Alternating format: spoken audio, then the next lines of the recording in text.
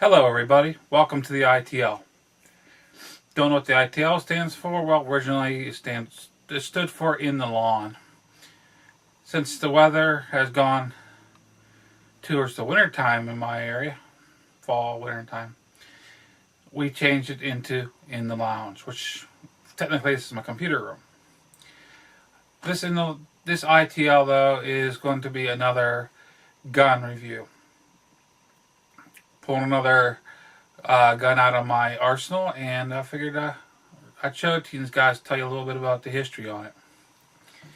This one here, actually, I know every bit of the history, actually, even though I wasn't the first owner. This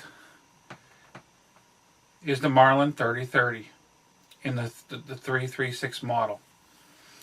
This was originally purchased in 1970. Actually, it was purchased, give or take a few weeks. It'd be actually 44 years old. This one here, since it was purchased in 1970, does not have the half hammer lock on it.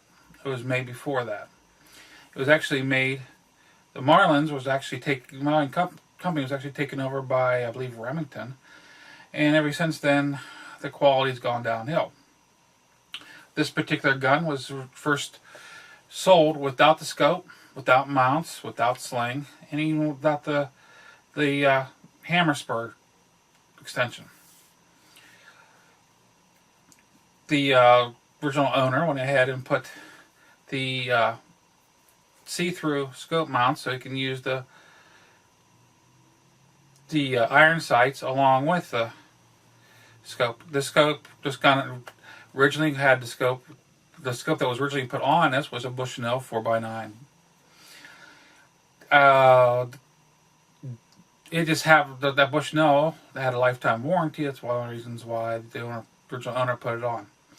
The scope got gassy and started fogging in around 85. So he went ahead and had this one put on, which is this Tosco 4x9. Which this, in my area, is actually a lot better than the previous rifle that I've shown.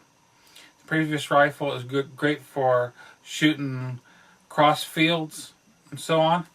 This is a great brush gun, especially the way it's set up with the see-through scope mounts.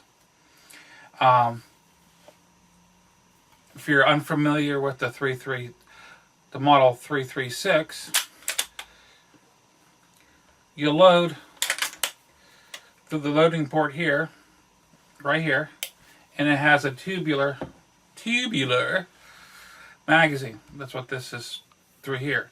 This one here holds 5 rounds, and most of its life, it actually shot, well, actually half of its life, it shot what was known to be silver tips.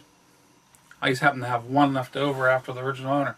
The original owner to this actually was my father, and this was left to me after he passed away, along with his shotgun, which I'll be showing later on. He put the leather strap on, the leather sling on, which is need to be changed because it was in storage for so long, no care, and it just happened to dry and die off. So I will be looking for another leather sling for it to replace what he had put on originally. This thing's killed a lot of deer, and since it's been purchased, and also a lot of groundhog. The reason why he ran the 170 silver tips is because the silver tips, even though they're not silver, they're actually aluminum alloyed.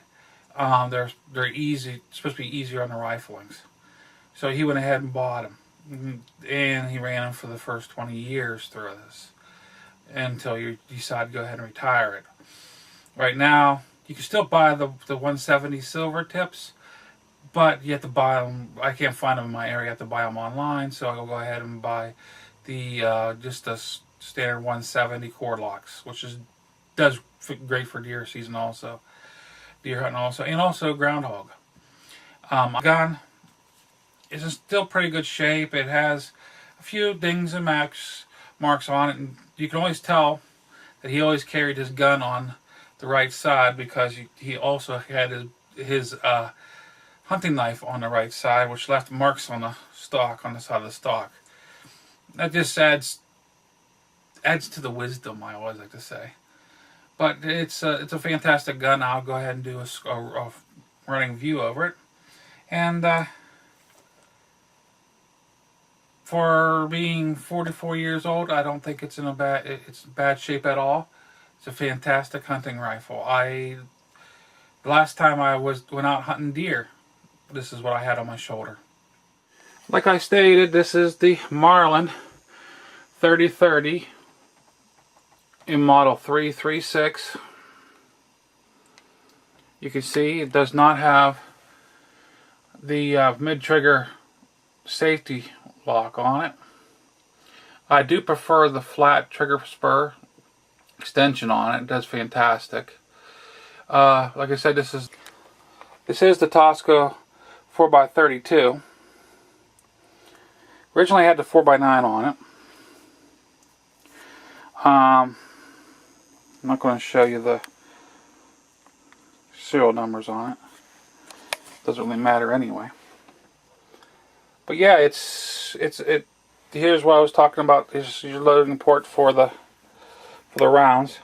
And actually, whenever you load the rounds, you try to leave about that much, I found out, sticking out for the next round to push through.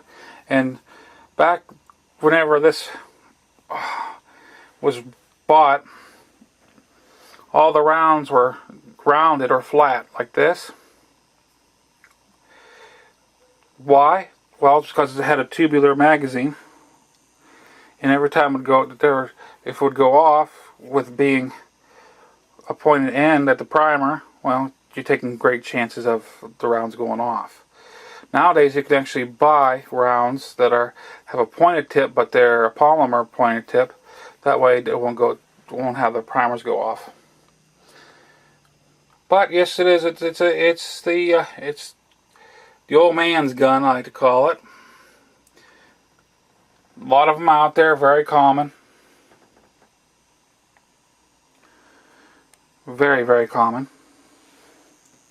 Still has the hood for the front sight on it. I think it's only been taken off once to clean. But I hope you enjoy this little review. Like I said, it's a great hunting rifle. Great for brush.